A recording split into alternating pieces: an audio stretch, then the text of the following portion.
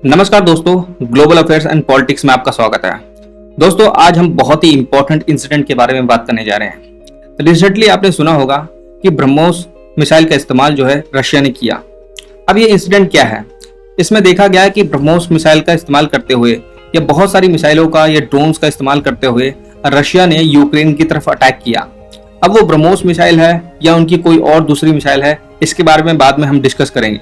मगर कहा जा रहा है कि इन मिसाइलों में से कुछ मिसाइलें ऐसी थी जिन्होंने 100% किल रेट को अचीव किया और दुनिया में बता दिया कि कोई भी मिसाइल डिफेंस सिस्टम जो है इन मिसाइलों को नहीं रोक सकता।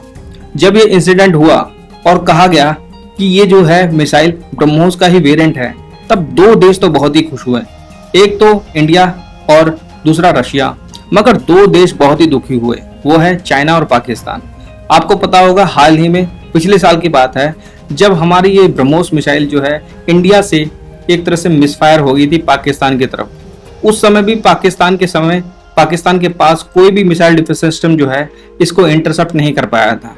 ठीक वैसे ही आज भी यूक्रेन के पास जितने भी मिसाइल डिफेंस सिस्टम थे, जिसे यूएसए ने बहुत ही एडवांस एक तरह से माना जाता है थार जैसे सिस्टम को सप्लाई किया था यूक्रेन को, वो भी इसको रोक नहीं पाया। तो कौन सी मिसाइल है इसके बारे में डिस्कस करेंगे, जिसे ब्रह्मोस कहा जा रहा है, जिसे उसका वेरिएंट कहा जा रहा है, तो इसके बारे में हम डिस्कस करेंगे। लेकिन आगे बढ़ने से पहले वीडियो को लाइक करें और चैनल को सब्सक्राइब कर दें। तो सबसे पहले मैं बात करता हूं क्वेश्चंस की, क्योंकि आपकी क्यूरियोसिटी के लिए सबसे जरूरी है कि आप लगातार क्वेश्चन करते रहें और एग्जाम के लिए भी इंपॉर्टेंट है और साथ के साथ जो है आपका इंटरेस्ट भी और आपको एक्टिव बना के भी रखेगा। तो ये साल 2014 में यूपीएससी में क्वेश्चन पूछा गया था। इसमें से कौन सी स्टेटमेंट है जो अग्नि 4 मिसाइल से मेल खाती है? आप इसका आंसर दीजिए और एंड में हम लेक्चर के एंड में इसके बारे में हम डिस्कस करेंगे। तो दोस्तों, हम पूरी स्टोरी को समझेंगे। सबसे पहले हम मैप में देखते हैं किस जगह पे रशिया ने जो है यूक्रेन में अटैक किया मिसाइल के द्वारा। तो ये रहा मैप, इसमें देखो ये हमारा इंडिया है। उसके बाद अगर थोड़ा सा जूम करते हैं तो हमें लोकेशन का पता लगता है। ये रहा ओडिसी, जहां पर रशिया ने जो है ब्लैक सी से क्रीमिया से, ये रहा क्रीमिया, यहाँ पे क्रीमिया है, ये ब्लैक सी है, ये इस्तांबुल है, ये जॉर्जिया है, ये आर्मेनिया अजरबैजान है जिसके बीच में अभी कॉन्फ्लिक्ट चल रहा है हाल ही में, और ये यूक्रेन है जिसमें ओडिसी एक सिटी है। यहाँ पर रशिया ने जो है क्रीमिया से, ब्लैक सी से अपने जितने भी डिस्ट्रॉयर हो गए या नवल शिप से ओडिसी जैसी सिटी में अटैक किया। बहुत सारी जो है एक तरह से मिसाइलों का इस्तेमाल करके, ड्रोन्स का इस्तेमाल करके इस एरिया को अटैक करने की कोशिश की और इसमें देखा गया कि बहुत सारी चीजों ने सिटी को डिस्ट्रॉय कर दिया। उसमें से कुछ मिसाइलें ऐसी हैं जिसके बारे में हम डिस्कस करेंगे, जिसका नाम जो है ब्रह्मोस वेरिएंट की तरह देखा जा रहा है।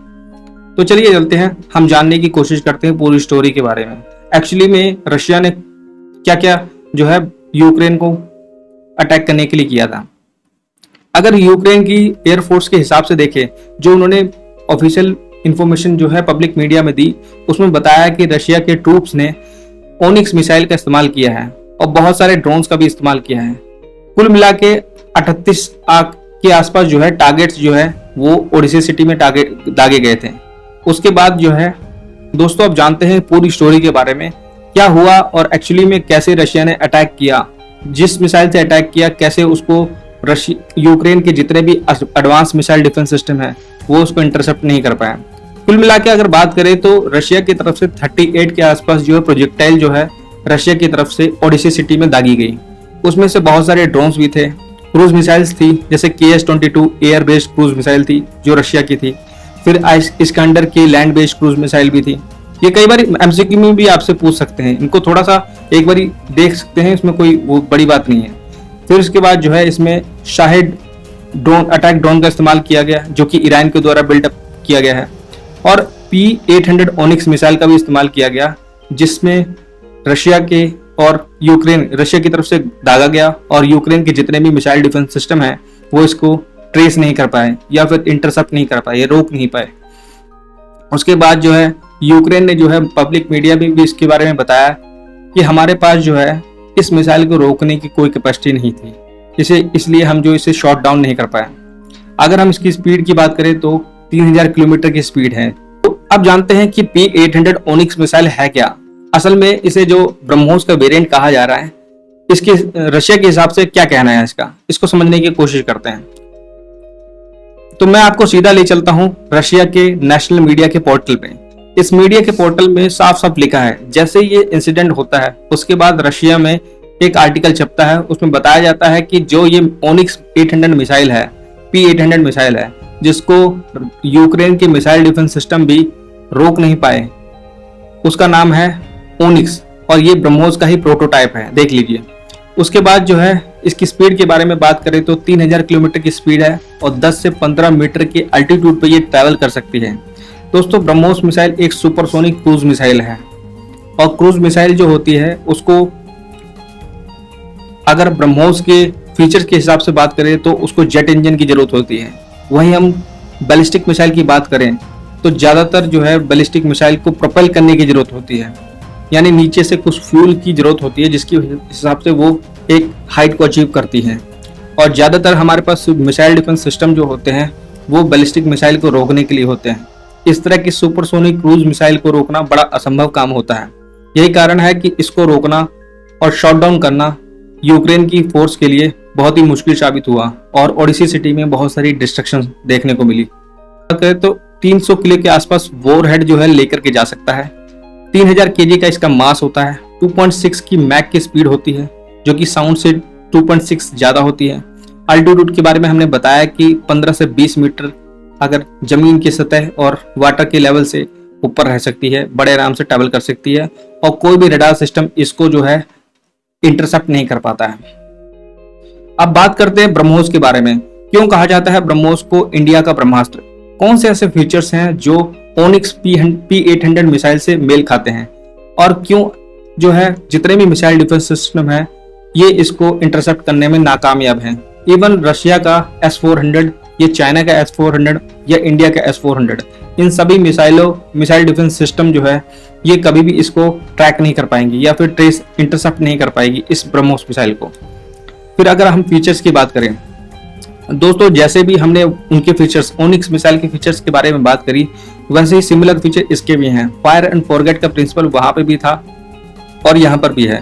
मैक 2.6 की स्पीड वहां थी, 2.5 की स्पीड यहाँ पे है और high supersonic all through the flight, मतलब कि जहां तक टारगेट को अचीव करना होता है थ्रू आउट द ट्रेजेक्टरी ये एक सुपरसोनिक स्पीड को जो है मेंटेन करके रखती है। किसी भी रडार जो है के इंटरसेप्शन में नहीं आ सकती है और पिन पॉइंट एक्यूरेसी के साथ अपने टारगेट को अचीव करती है। 10 से 15 मीटर की above the water, above the ground के आसपास ये हाइट मेंटेन रखती है ताकि जो है रडार के किसी भी रडार के अपर्चर के अंदर ना आ सके। वहीं ब्रह्मोस की अगर स्पीड की बात करें और उसकी पावर की बात करें तो जितनी भी सबसोनिक मिसाइल है उससे 9 गुना ज्यादा काइनेटिक एनर्जी के साथ ये ट्रैवल करती है। दोस्तों, आपको पता होगा कि पिछले साल हमारे यहाँ से एक मिसाइल जो है वो मिसफायर होकर के पाकिस्तान की टेरिटरी में चली गई थी और पाकिस्तान के जितने भी मिसाइल डिफेंस सिस्टम थे, एंटी मिसाइल डिफेंस सिस्टम थे, जो अक्सर जो है बैलिस्टिक मिसाइल या किसी मिसाइल क्या किसी फॉरेन टेरिटरी की मिसाइल अगर अंदर आती है उसको इंटरसेप्ट करने के लिए बने होते हैं, उसको ट्रेस करने के लिए बने होते हैं, वो भी इस मिसाइल को जो है इंटरसेप्ट नहीं कर पाए थे। उस मिसाइल का नाम है ब्रह्मोस। दोस्तों, उसके बाद जो है कई बार पाकिस्तान की तरफ से आवाज आई कि पाकिस्तान जो है इंडिया के साथ मिलकर के इस इंसिडेंट की ज्वाइंट इन्वेस्टिगेशन करना चाहता है और आज भी कई बारी बहुत बारी मीडिया में देखने को मिलता है कि इंडिया के साथ जो है ज्वाइंट इन्वेस्टिगेशन करना चाहता है। इंडिया ने साफ साफ कहा है कि ज्वाइंट इन्वेस्टिगेशन तो नहीं हो पाएगी, मगर हाँ ये इंश्योर करते हैं कि आगे ये इंसिडेंट नहीं होंगे, क्योंकि दुनिया में कई सारे इंसिडेंट मिसफायर के इंसिडेंट हुए हैं जिसकी वजह से जो है लोगों को अगर नुकसान नहीं पहुंचा है तो ठीक है, नहीं तो उस देश ने एक दूसरे देश के साथ अपोलोजाइज करके या फिर माफी मांग करके इस मामले को पूरी तरह से सेटल किया है। सबसे अच्छी बात तो यह है कि जिस समय ब्रह्मोस मिसाइल ने पाकिस्तान की टेरिटरी में अटैक किया था, एक तरह से मिसफायर हो गया था, उस समय पाकिस्तान जो है चाइना के जितने भी S-400 टाइप के वेरिएंट के मिसाइल डिफेंस सिस्टम का इस्तेमाल करते थे। इसमें से HQ-9 एक मिसाइल डिफेंस सिस्टम है जिसे S-400 का कॉपी भी माना जाता है। उसी कॉपी का इस्तेमाल करते हुए इस मिसाइल को इंटरसेप्ट करने की कोशिश की गई थी, मगर इसमें भी फेल हो गई थी।